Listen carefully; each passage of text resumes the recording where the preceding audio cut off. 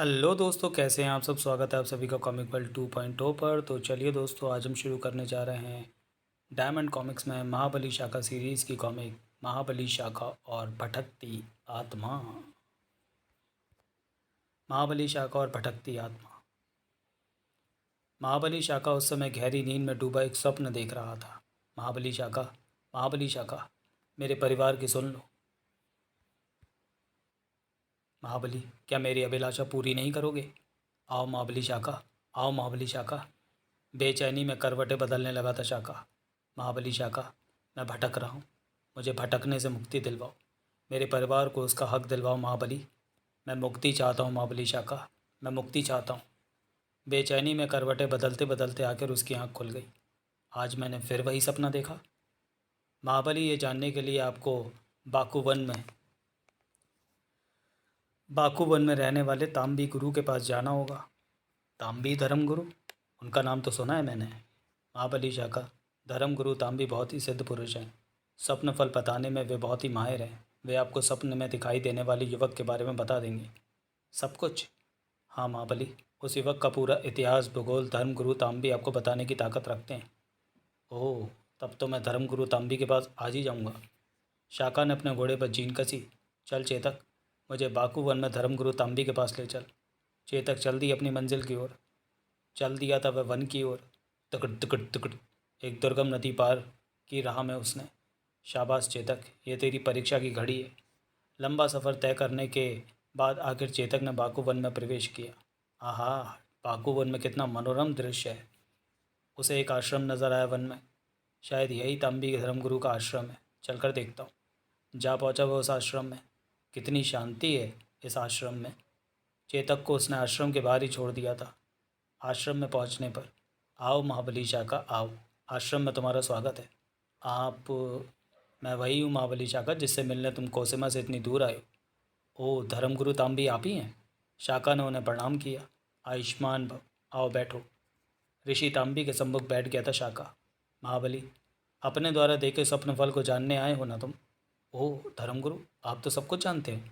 ये विद्या हमारे पास है, तभी तो तुम चलकर हमारे पास आए हो। धर्मगुरु, आप जल्दी से उस स्वप्न के विषय में बताइए, मेरी उत्सुकता बढ़ती ही जा रही है। ठीक है, बताता हूँ तुम्हें। सुनो, तुम स्वप्न में एक युवक को बार बार देखते हो ना? हाँ धर्मगुरु। वह युवक बार बार तुमसे सहायता मांगता है, तुम्हें पुकारता है। हाँ धर्मगुरु। कौन है वो युवक? उस युवक का नाम हेमू है महाबली शाखा। हेमू? हाँ, उस अभागे युवक का नाम हेमू ही है। ओह, क्या वह किसी विपत्ति में है जो मुझसे स्वप्न में आकर सहायता मांगा करता है? मैं तुम्हें साफ साफ बता दूं महाबली शाखा, हेमू कोई जीवित मनुष्य नहीं है। क्या कह रहे हैं आप? तो फिर वो कौन है? वो एक भटकती हुई अतृप्त आत्मा है महाबली शाखा। ओह महाबली, आज से 25 वर्ष पूर्व की बात है। आज की तरह तब जंगली बस्तियों में आधुनिक सभ्यता का प्रवेश नहीं हुआ था।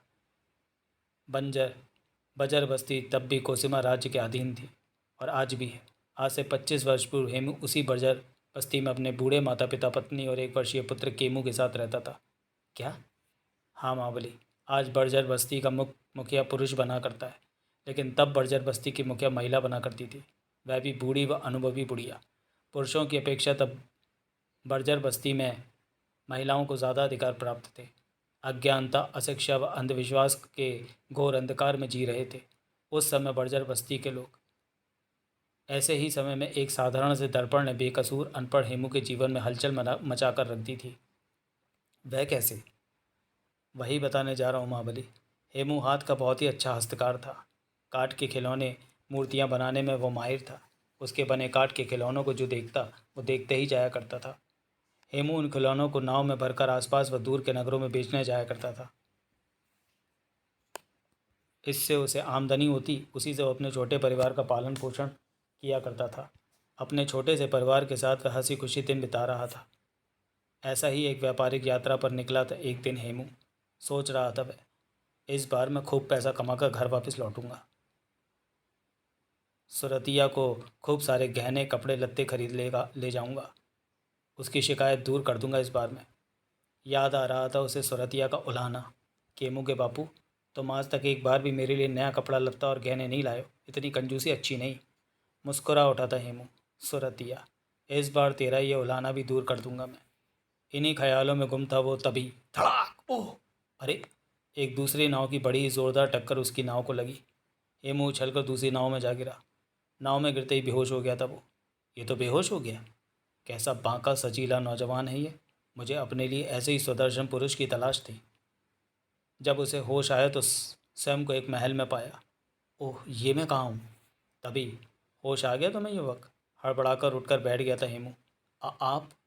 युवक, मेरा नाम पुलोमा है। इस जूमर राज्य की राजकुमारी हूँ मैं। यहाँ मेरा शासन है। ओह! लेकिन मैं यहाँ कैसे?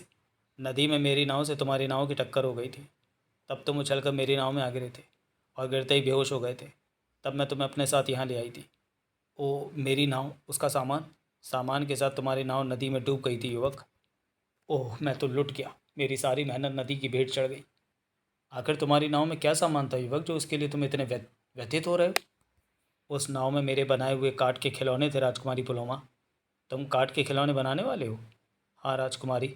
हेमू नाम है मेरा। कोसीमा राज्य के अंतर्गत आने वाली बस्ती बर्जर का बाशिंदा हूँ मैं। ओह! बर्जर बस्ती के लोग तो अनपढ़ जाहिल होते हैं। मैं भी उन अनपढ़ जाहिलों में से एक हूँ राजकुमारी पुलोमा। नहीं, तुम उस सबसे अलग हो। तुम मेरे हो, केवल मेरे। ये आप क्या कह रही हैं राजकुमारी? मैं ठीक ही कह रही हूँ हेमू। मैं तुमसे प्यार करने लगी हूँ। नहीं राजकुमारी, ये पाप है। मैं शादीशुदा हूँ। मेरे एक बेटा भी है। तो क्या हुआ? उन अनपढ़ जाहिलों को वहीं बर्जर बस्ती में रहने दो और तुम यहाँ मेरे पास रहकर ज़िंदगी के मज़े लूटो। हेमू, मेरे साथ विवाह कर लो। नहीं राजकुमारी, ये अपराध मुझसे नहीं होगा। आप मुझे यहाँ से जाने दीजिए। इस महल में लोग हमारी इच्छा से ही आते हैं और हमारी इच्छा से ही बाहर जाते हैं। आप मुझे रोक नहीं पाएंगी राजकुमारी पुलोमा। कोशिश करके देख सकते हो तुम। हेमू शाख से उतर कर द्वार की ओर बढ़ा ही था कि ओ आग! हा हा हा हा हा! सहम कर पीछे हट गया था हेमू। राजकुमारी, इस आग को बुझाओ। तब पुलोमा ने हवा में हाथ लहराया और आग बुझ गई। ओह! ये तो कोई जादूगर नहीं लगती है। क्यों, कहो हेमू, क्या अब भी तुम यहाँ से जाने की कोशिश करोगे? राजकुमारी, मैं फिर आपसे कहता हूँ कि मुझे यहाँ से जाने दो। अब तुम यहाँ से तभी जा सकोगे जब मैं चाहूँगी। ओह! हेमू, मैं जा रही हूँ, लेकिन एक बात ध्यान रखना।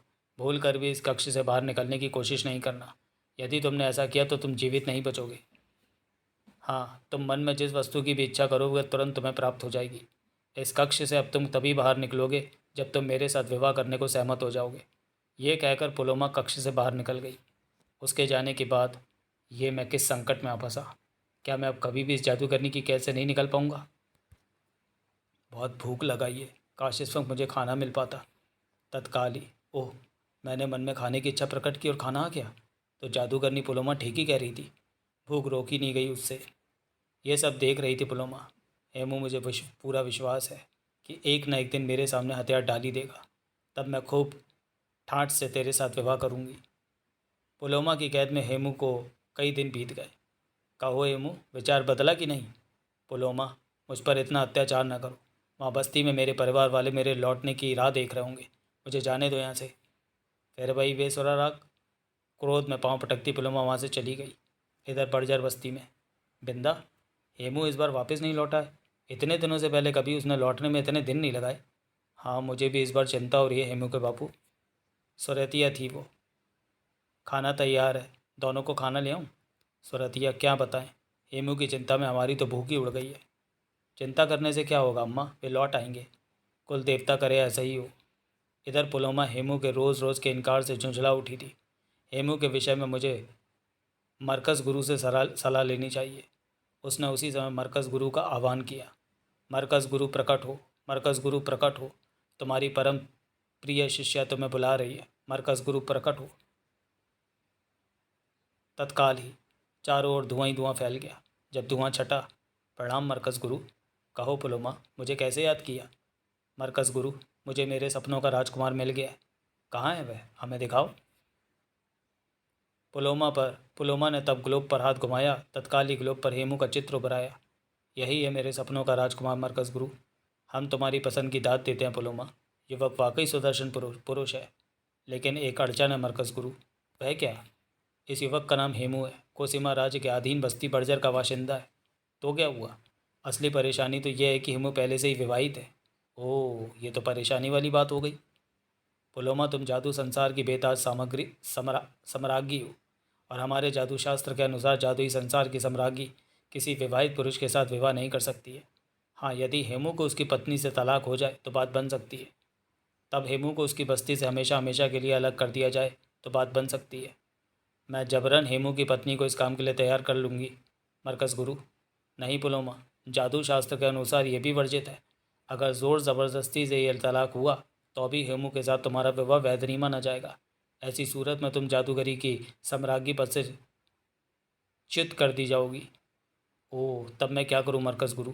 इस समस्या के समाधान के लिए भी मैंने आपको याद किया है। इस समस्या का एक ही हल है कि हेमू को रिहा कर दो तुम। ये आप क्या कह रहे हैं मरकज़ गुरु? हाथ आए शिकार को छोड़ दूं? हाँ पुलोमा, हमें कूटनीति से काम लेना होगा। खुशी खुशी तुम हेमू को रिहा कर दो और रिहा करते वक्त एक साधारण सा दर्पण भेंट में दे देना। यह दर्पण ही तुम्हारी राह में अटके रोड़े को हटाएगा पुलोमा। पुलोमा बस्ती के लोगों ने आज तक किसी दर्पण को नहीं देखा है। इस दर्पण के कारण बस्ती के जीवन में खलबली मच जाएगी। ओह, ऐसा? इस दर्पण के कारण ही हेमू को उसकी बस्ती से सदा सदा के लिए निर्वासित कर दिया जाएगा और तब हेमू तुम्हारा होगा, सिर्फ तुम्हारा। ओह, तब ठीक है। तो जाओ, जाकर इसी वक्त हेमू को आज़ाद कर दो, फिर देखना मेरा कमाल। अभी जाती हूँ मैं उसके पास मरकज़ गुरु। जाओ, मेरा आशीर्वाद तुम्हारे साथ है पुलोमा। पुलोमा को आशीर्वाद देकर मरकज़ गुरु अदृश्य हो गए। अब मुझे भी हेमू के पास जाना चाहिए। उसी वक्त पहुंची थी वह हेमू के पास। हेमू, मैंने तुम्हारी बात मान ली है। क्या मतलब? मैं तुम्हें आज़ाद करती हूँ। क्या सच? हाँ हेमू, सच्चा प्यार हमेशा से कुर्बानी मांगता आया। तुम्हारे लिए ये कुर्बानी मैं दूंगी। मैं अपने प्यार का गला घोंट दूंगी। ओ पुलोमा, तुम कितनी अच्छी हो, यह भी तुमने जाना ही कहा है हेमू। और फिर हेमू, तुम्हारा काफ़ी नुकसान हुआ है। लो, ये स्वर्ण मुद्राएं तुम्हारे काम आएंगी। मैं पुलोमा को कितना गलत समझ रहा था। तब कपड़े में लिपटा एक दर्पण पुलोमा ने हेमू को दिया। हेमू, ये तोहफा मेरी ओर से तुम्हारी पत्नी के लिए है। क्या है ये? इसे रहस्य रहने दो। इसे खोलकर देखने का अधिकार केवल तुम्हारी पत्नी को ही है। ओह, पुलोमा ने उसे विदा किया। विदा हेमू, विदा पुलोमा। जाते हुए हेमू को देखती रही पुलोमा। हेमू, तुम क्या सोच रहे हो कि मैं इतनी आसानी से तुम्हारा पीछा छोड़ दूंगी? नहीं, ये तुम्हारी भूल है। पूरे 400 वर्षों से मैं अपने लिए सुयोग्य पात्र की खोज कर रही थी। तुम पर जाकर मेरी ये खोज पूरी हुई है और तुम्ही को मैं उतनी आसानी से छोड़ दूंगी? नहीं, कभी नहीं। इधर हेमू की खुशी का कोई और छोर न था। पुलोमा मुझ पर इतनी मेहरबान होगी मैं सोच भी नहीं सकता था। सुरतिया का पुलोमा के विषय में बताऊंगा तो वह विश्वास नहीं करेगी। अब मेरे पास ढेर सारी स्वर्ण मुद्राएं। बस्ती का सबसे अमीर आदमी बन गया हूँ अब मैं।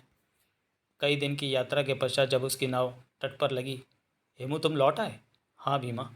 हेमू को लौटा देख उसके घर में खुशी की लहर दौड़ गई थी। हेमू, कहाँ लगा दिए तूने इतने दिन?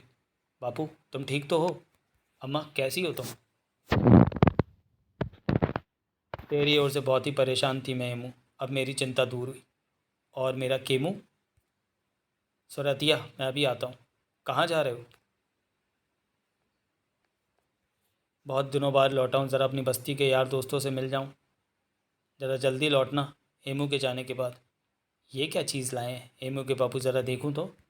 उसने कपड़ा हटाया तो उसे दर्पण में अपना चेहरा नजर आया। ओह, कौन औरत है ये? ज़रूर मामला कुछ गड़बड़ है। पहली बार दर्पण देखा था उसने। उसकी समझ नहीं आया कि दर्पण में दिखाई देने वाली औरत कौन है। वह रोती हुई अपनी सास के पास पहुंची। क्या है सूरतिया, क्यों रो रही हो? तुम्हारा बेटा हेमू शहर से दूसरी शादी करके वापस लौटा है। तुम होश में तो हो सूरतिया? जानती है क्या बक रही है तू? मैं ठीक कह रही हूँ अम्मा। क्या सबूत है तेरे पास? तब सूरतिया ने दर्पण उसकी ओर बढ़ाया। सबूत ये है अम्मा। बुढ़िया ने जब दर्पण देखा, ओह, ये तो कोई बुढ़िया है। दर्पण देखकर वह हंस पड़ी थी। अरे, तुम तो इसे देखते ही हंसने लगी अम्मा, क्यों? ये हेमू को भला क्या सूझी? तुझे छोड़कर एक बुढ़िया से ब्याह कर बैठा। अरे, ये तो कोई बुढ़िया है। तो फिक्र ना कर सूरतिया, ये दुल्हन तो बूढ़ी है, जल्दी ही मर जाएगी। कुछ भी हो अम्मा, हेमू ने मेरे साथ दगा किया है, उसे मैं सज़ा अवश्य दूंगी। यानी कि तू उसे गर्म चिमटे से दागेगी? हाँ अम्मा, बस्ती के रिवाज के अनुसार जो व्यक्ति दूसरा विवाह करता है उसे गर्म चिमटे से ही दागा जाया करता है। ठीक है, मैं तुझे रोकूंगी नहीं। हेमू जब यार दोस्तों से मिलकर घर वापस लौटा। ये क्या सूरतिया, मुझे गर्म चिमटे से क्यों दाग दिया? पाखंडी, तूने शहर जाकर दूसरा ब्याह जो किया है उसी की सज़ा है ये। मैंने दूसरी शादी की है? किसके साथ? अभी बताती हूँ। सूरतिया ने उसके हाथों में दर्पण पकड़ा दिया। लो देखो उसकी तस्वीर। हेमू ने जब दर्पण देखा, ओह, ये तो किसी युवक का चित्र है। अगले ही पल में, उल्टा पराये पुरुष की तस्वीर खुद अपने पास रखती और दोष मुझ पर मढ़ रही है।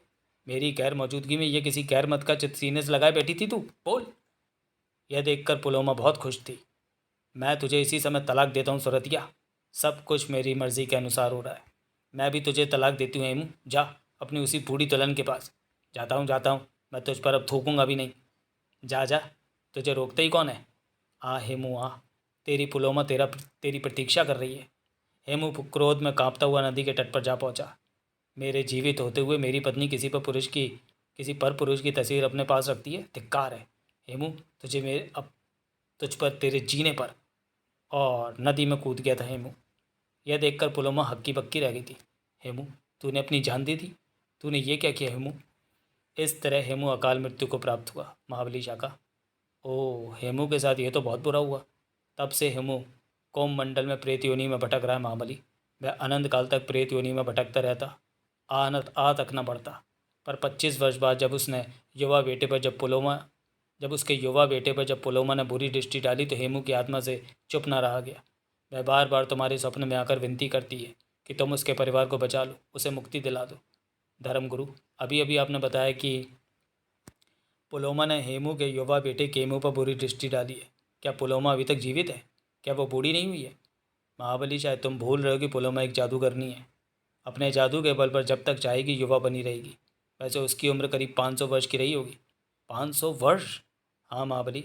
लेकिन पुलोमा ने हेमू के पुत्र केमू पर बुरी दृष्टि किस प्रकार डाली धर्मगुरु?